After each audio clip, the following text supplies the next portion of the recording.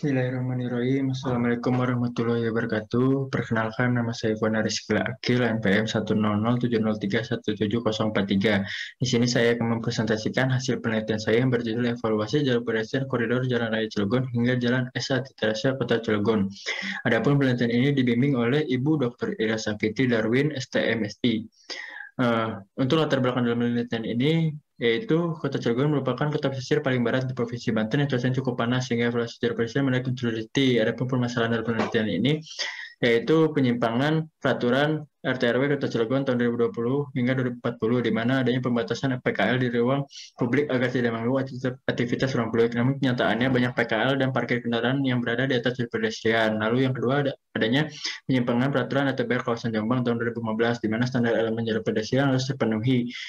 Namun kenyataannya elemen jalur pedestrian banyak yang rusak dan tidak sesuai dengan standar ataupun kebijakan, sehingga munculnya ketidaknyamanan pejalan kaki, khususnya berada di koridor Jalan Raya Cilegon hingga Jalan Esa Kota Cilegon. Berdasarkan dari hal tersebut, muncullah hipotesis awal yaitu tidak berfungsinya jalur pedestrian sebagaimana mestinya. Beranjak dari latar belakang yang ada, dapatkan rumusan masalah yaitu tidak berfungsi jalur pedestrian bagaimana mestinya dikarenakan belum sesuainya jalur pedestrian, terjadinya alih fungsi jalur pedestrian, dan munculnya ketidaknyamanan para pengguna jalur pedestrian. Adapun tujuan penelitian ini untuk mengevaluasi jalur pedestrian agar diketahui penyebab tidak berfungsinya jalur pedestrian dan menjadi masukan bagi pemerintah Kota Cilegon dalam merehabilitasi jalur pedestrian. Adapun sasaran penelitian ini yaitu teridentifikasinya kesesuaian dan kelengkapan elemen jalur pedestrian berdasarkan kriteria atau standar yang berlaku, lalu teridentifikasinya penyebab alih fungsi jalur pedestrian, dan yang terakhir ada teridentifikasinya seberapa besar variabel yang mempengaruhi kenyamanan pejalan kaki. Lalu adapun metode penelitian yang digunakan dalam penelitian ini menggunakan pendekatan empiris dan method, di mana sasaran pertama ini menggunakan dapatkan sampel sebesar 120 pejalan kaki. Nah, dengan minimal sampel dalam penelitian ini seharusnya 110 orang.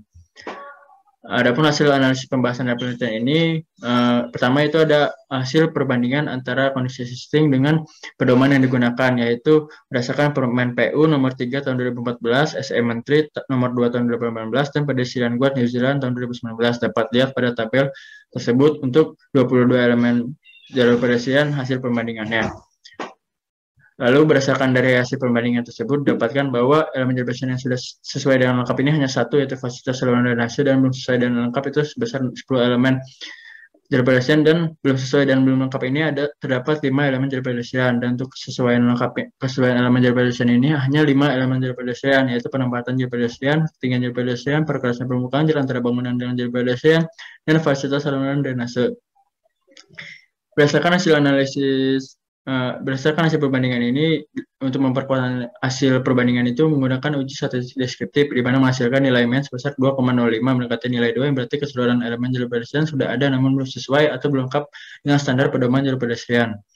Adapun analisis alih fungsi jalur pedestrian ini dapatkan berdasarkan hasil wawancara terhadap PKL dan petugas parkir, dapatkan alasan PKL berjalan dan alasan terdapat parkir kendaraan. Maka dapat disimpulkan penyebab utama beralih fungsinya jalur pedestrian menjadi tempat PKL yaitu karena lokasi tempat berjalan strategis sehingga mudah menarik banyak pembeli, dan beralih fungsinya menjadi parkir kendaraan yaitu karena tidak ada petugas parkir yang menertibkan kendaraan yang parkir di atas jalur pedestrian. Hal tersebut disebabkan karena tidak adanya pengawasan atau penertiban oleh pemerintah Kota Cilegon.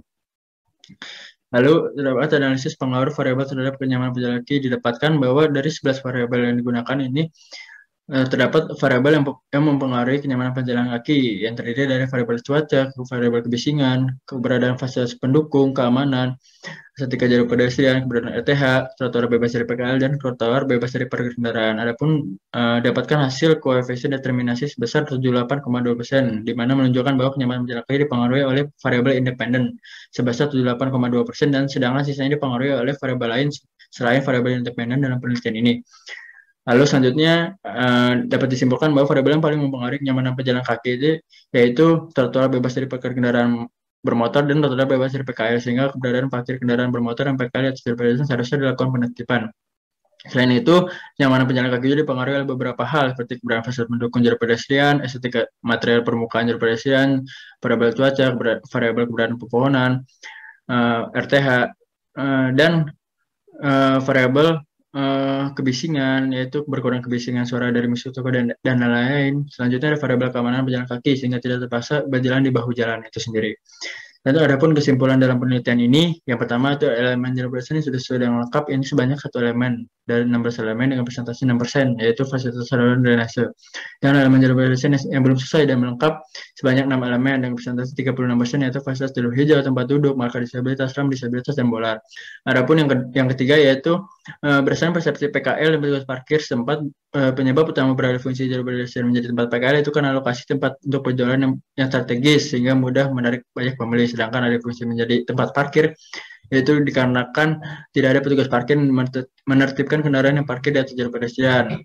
Tentunya penyebab alih fungsi ini disebabkan oleh tidak adanya pengawasan oleh pemerintah jalan terhadap pelanggaran PKL dan parkir kendaraan di atas jalur pedestrian. Selain itu, pejalan kaki yang berjalan kaki terbilang sedikit sehingga beberapa titik jalur pedestrian dimanfaatkan sebagai tempat parkir kendaraan ataupun para PKL.